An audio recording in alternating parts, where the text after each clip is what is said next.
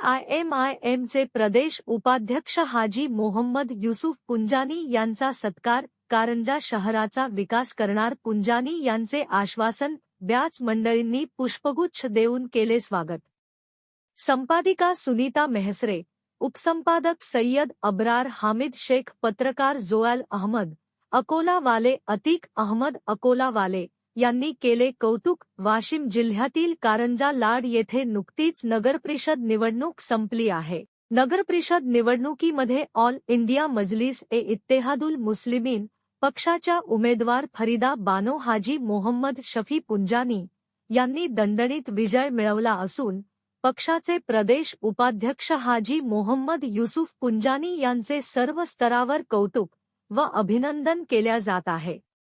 महाराष्ट्रामधून एकमेव कारंजा लाड नगरपरिषद अध्यक्षपदी फरीदा बानो मोहम्मद शफी पुंजानी निवडून आल्याने कारंजा लाड शहराच्या राजकारणात अधिक ताकद बळकट झाली आहे।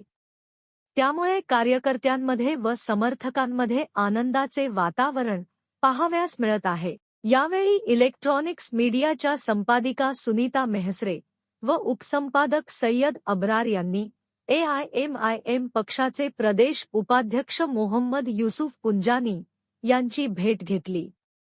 त्यांनी शहराचा सार्वजनिक विकास, स्वच्छता, पाणीपुरवठा, रस्ते, आरोग्य व शिक्षण या मूलभूत कार्यावर अधिकाधिक भर देऊन सर्व नगरसेवकांना सोबत घेऊन कारंजा शहराला सुंदर बनवण्याचा विचार यावेळी व्यक्त केला।